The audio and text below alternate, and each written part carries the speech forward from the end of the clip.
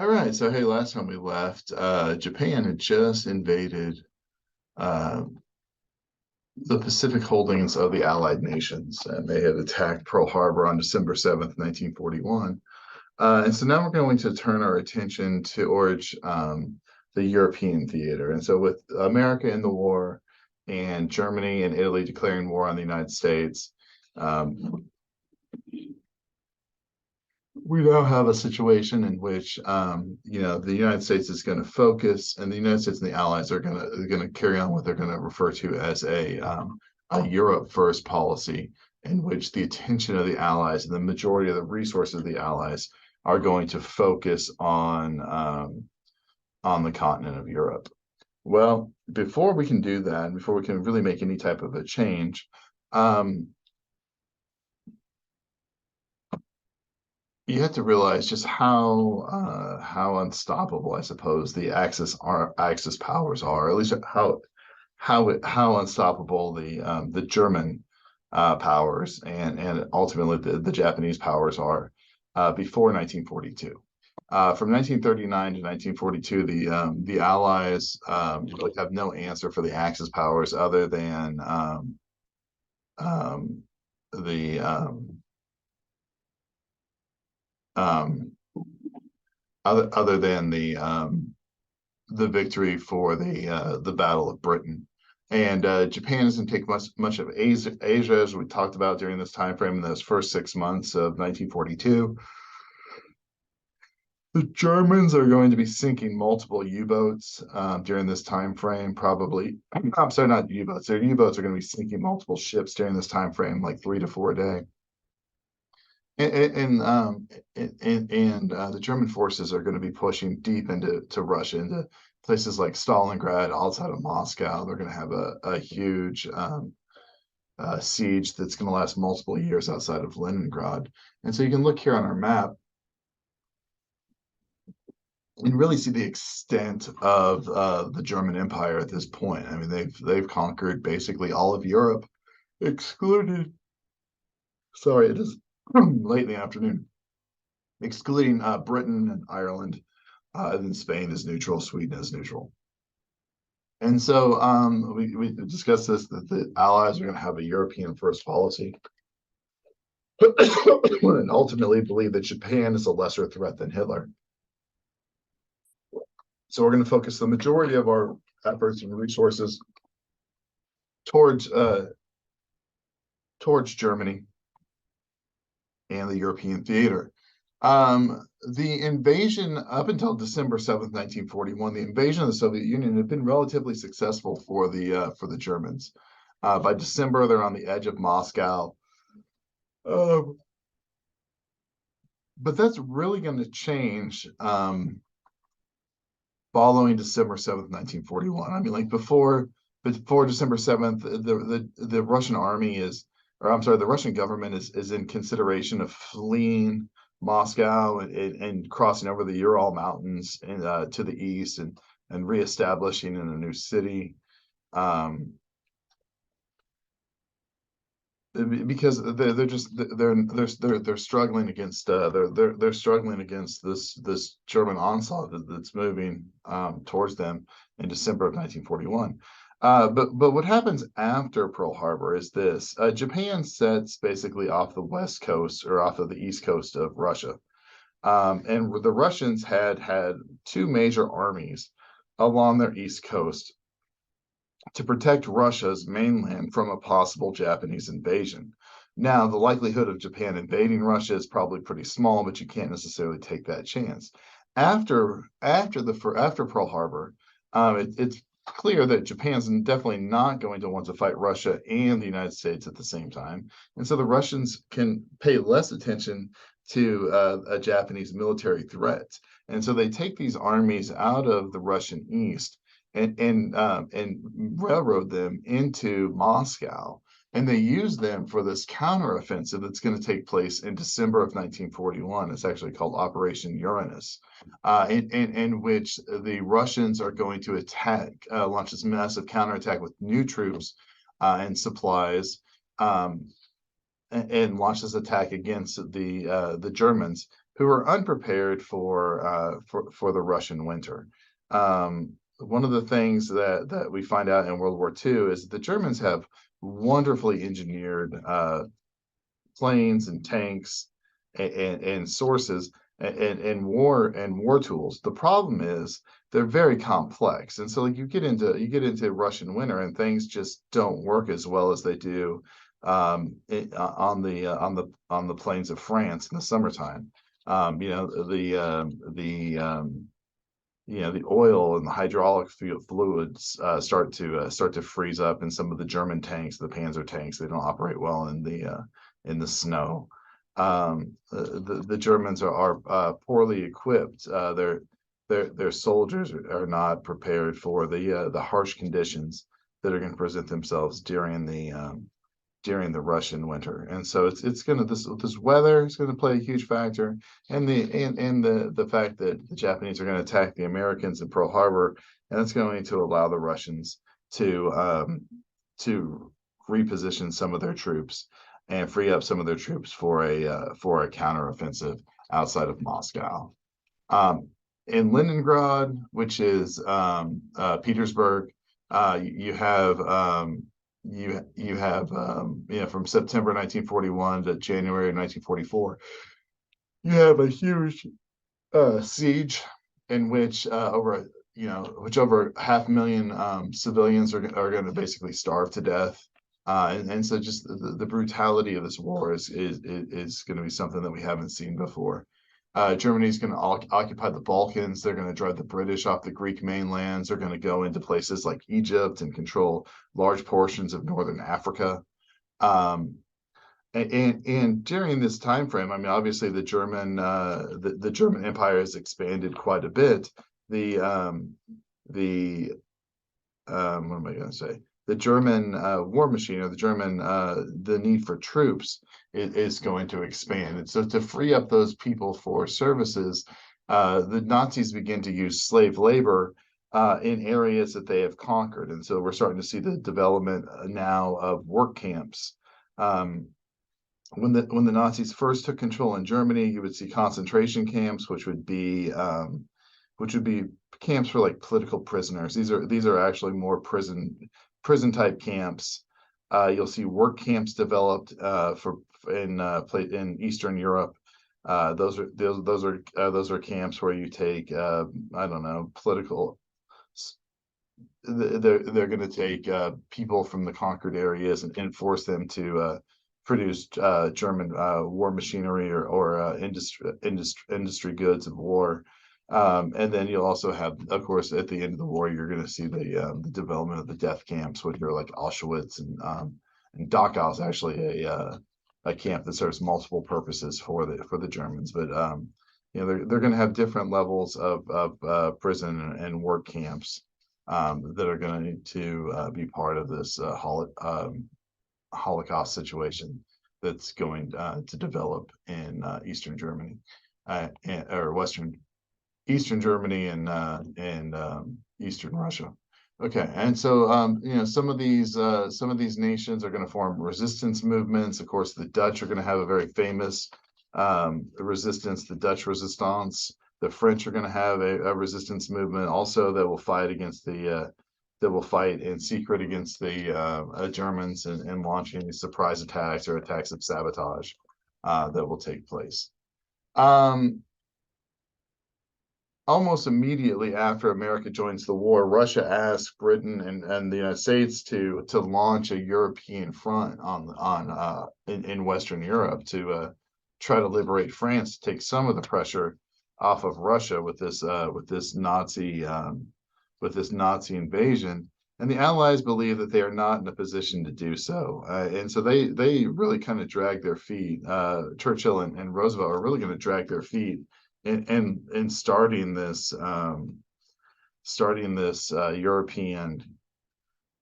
European front. And one of the reasons that they do that is the fact that if the two enemies of capitalism are going to be fascism and communism. And so if you can create a situation where they're killing themselves, it's going to benefit capitalism by weakening both of those countries in the future. And so instead of invading Europe to begin with, the Allies believed that they are going to focus on North Africa. And so the Germans had taken the majority of Northern Africa, the British holdings in Egypt all the way to the Suez Canal. And so everything here, Tunisia, Algeria, Morocco, Libya, all these countries up in here have fallen into the hands of Russia, or I'm sorry, fallen into the hands of Germany. And they were placed under the command of Erwin Rommel, who was a German general that's in charge of conquering these lands in North Africa. And Rommel's given the nickname of the Desert Fox because he's a tank commander. He's very clever, very good at this job. He is not a Nazi. He's just a German general, a guy that was in the German army during the takeover of Germany, and so he serves his country. Eventually, Rommel is going to be involved in an assassination plot to kill Hitler, and Rommel chooses to kill himself to save his family. But during this battle, Rommel's going to run into Major Montgomery from the British army, and the British and the Germans, they fight a major battle at a place called El Alamein, which is in western Egypt. And the British are gonna win, and they actually they have a major victory that's going to stop the eastward expansion of the German army moving this way. The British are going to push back here, and so we're going to have El Alamein going to take place somewhere in there. One of the interesting parts about this is Rommel actually realizes he's losing the battle. He asks for permission to retreat and regroup, and he is denied permission to do that. And so the higher ups in the German army basically don't want to hear, the field commander's ideas on what's going on, and they force him into a situation in which his troops are basically destroyed because of their inability to be flexible on the battlefield. There's a small picture. There's a small video there. The other thing that's going to happen is during this time frame, so the British are going to be over here pushing their way to the west, and the Americans are going to land in Morocco, and they're going to liberate Casablanca. And Eisenhower and the Americans are going to start to liberate areas in Morocco, Algeria, and start to push across northern Africa as well. And so you have the situation where the German troops are kind of caught in the middle, and you have the British pushing one way, you have the Americans pushing the other way, and ultimately the Germans are able to escape through Sicily. Some Germans are able to escape through Sicily, but 300,000 troops, Germans and Italians, are captured or killed in this battle for North Africa. So it's a major victory. It's a major victory for the Americans. So El Alamein is a huge victory for the Allies. The liberation of northern Africa is a major victory as well. And then we have the Battle of Stalingrad that's going to take place in September of 1942. It's going to be the turning point for the Russian front. Stalingrad was Joseph Stalin's hometown. Volga is the name of it today. And Hitler just becomes fascinated with this town that really doesn't have a whole lot of military significance. And the Russians again become fascinated with it because it's named after their the hometown of their ruler, and it's named after him.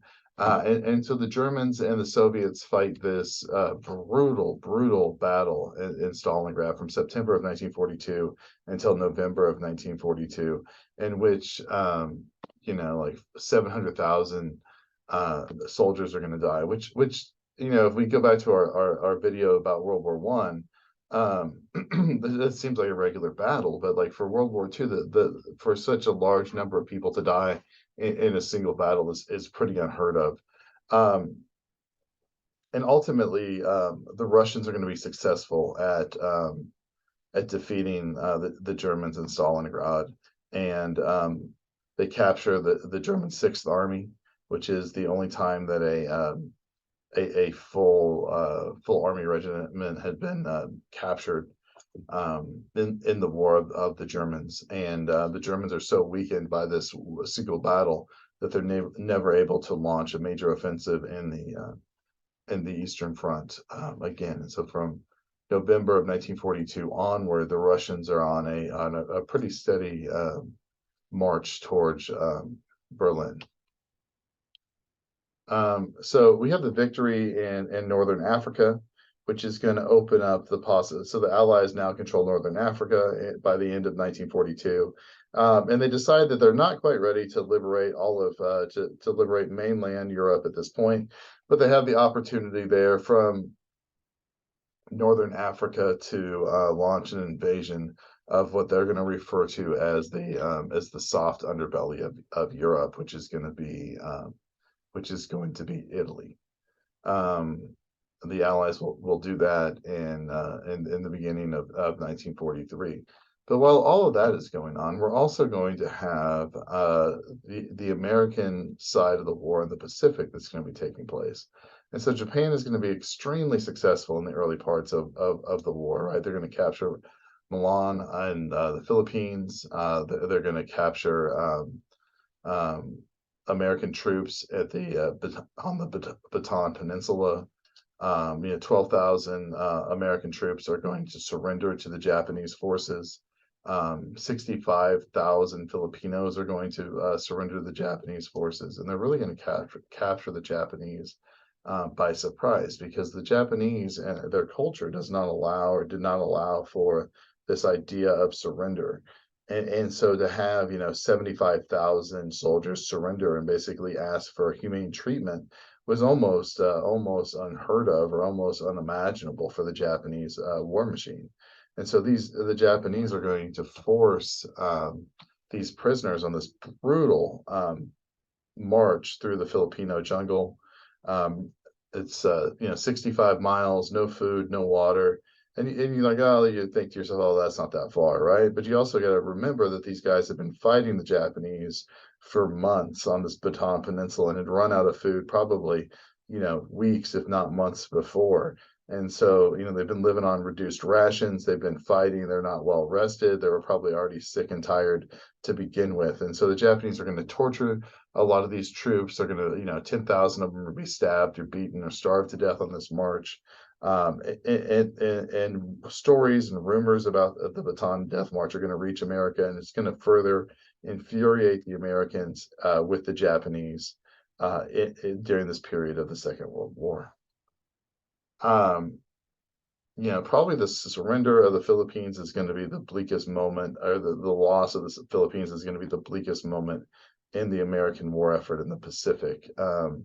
Within 6 months, the Japanese had taken over 300,000 square miles of Pacific territory.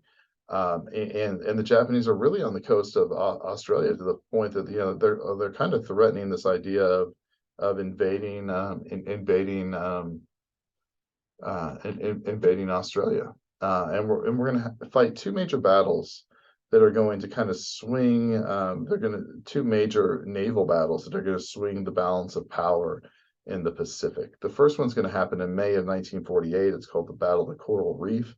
And this is going to be off of the coast of Australia. And after this victory for the Allies, Japan is never going to pose an invasion threat to Australia again.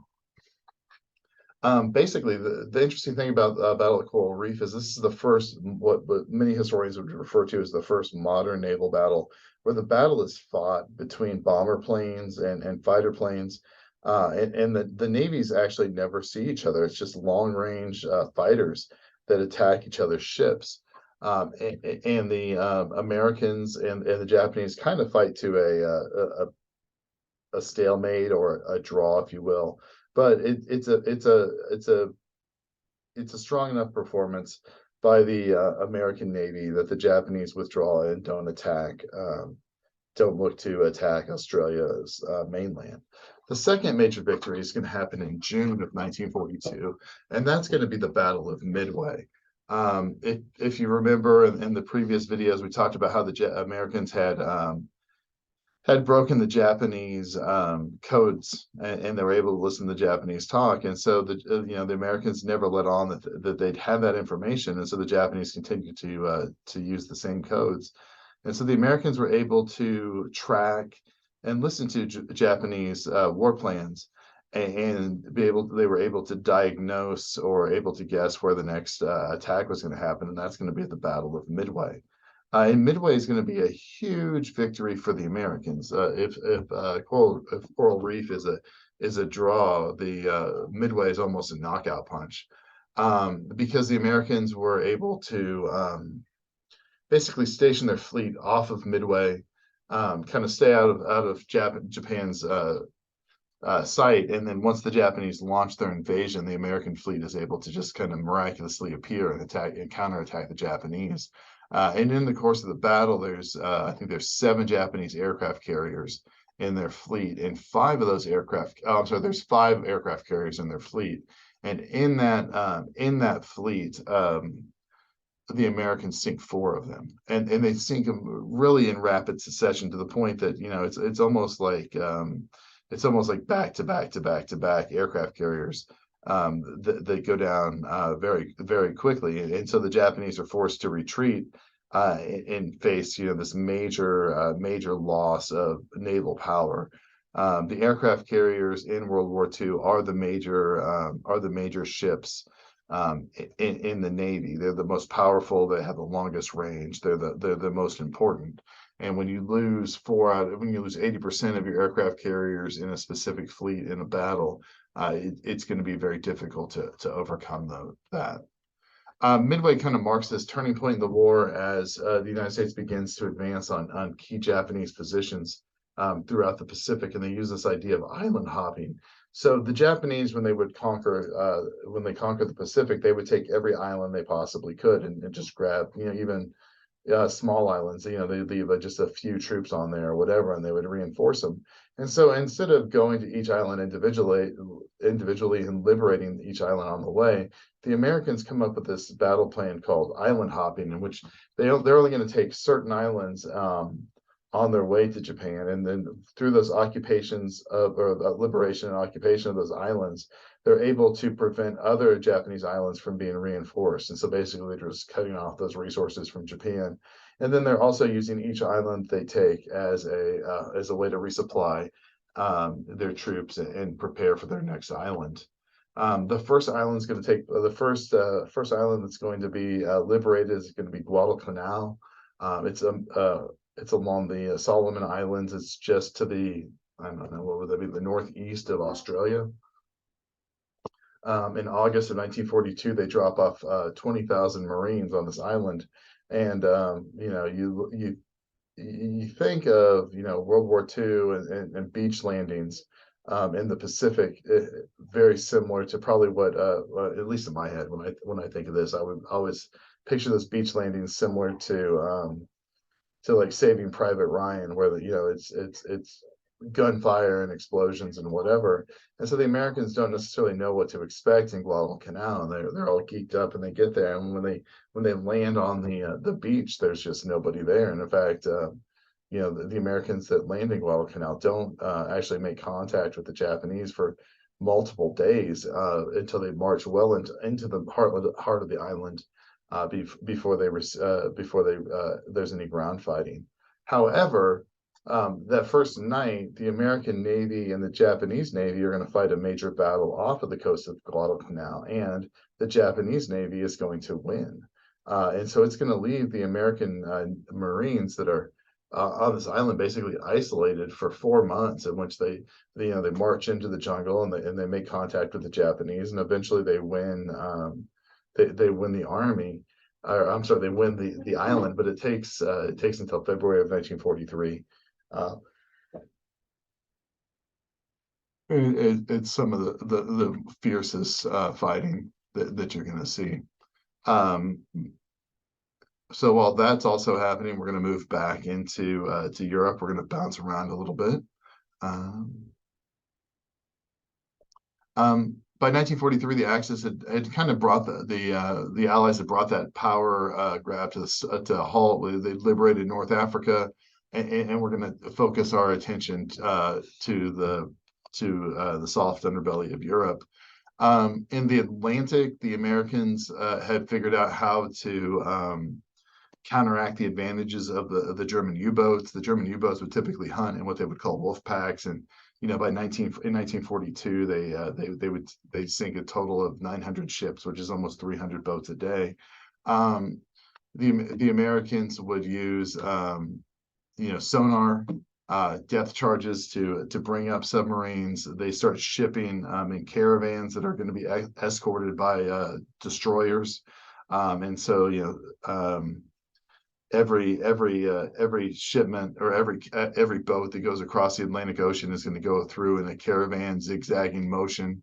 And by 1943, the Americans had really kind of taken away any type of advantage that the U-boats have because of the armed escorts that surround these ships. And so even if the submarines show up and they try to sink a ship, they're going to end up in a fight with the destroyers that are there with them. The Americans and the British are going to use bombing technology to attack the German industry, war industry. Major cities like Cologne and Hamburg and Berlin are going to face daytime bombings from the Americans and then nighttime bombings from the British. And it's pretty much nonstop. I mean, it's not daily, but it's definitely weekly, if not more. Over time, the American and British war bombing efforts start to cripple the German morale and their ability to wage war.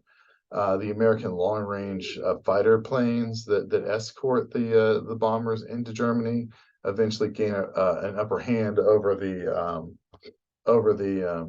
German Luftwaffe as they destroy large numbers of airplanes. And so the Americans are going to have the benefit that if one of their airplanes gets shot down or it crashes, you're going to rebuild an airplane in Detroit. But the Germans, obviously their industry is getting bombed out, and so they're not going to be able to replace planes as readily and as easily as the Americans. And so this just becomes a battle and a war of attrition. And the fact that American technology and American ingenuity and American industry is going to be able to outpace that of the Axis powers. So Italy, in January of 1943, Roosevelt and Churchill agree that they're going to fight until they achieve something called unconditional surrender. That just means surrender with no conditions until they and so they will fight until they totally defeat the Axis powers. They agree that they want to wait at least 1 full year before the launching of invasion of France or a liberation effort in France, and that we should focus first on the underbelly of Europe. And the Americans invade Sicily, and then the Americans and the British move up the boot of Italy, and they practice basically this amphibious landing that's going to take place on D-Day.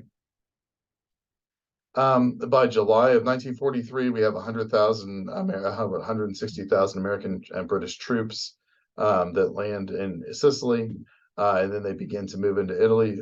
Almost as soon as the Americans and British hit the Italian mainland, Mussolini's government crumples. Mussolini goes into hiding and is eventually killed. And the new government surrenders to the Allies almost instantaneously. However, Hitler and the Nazi military realizes they can't lose this additional front in the war.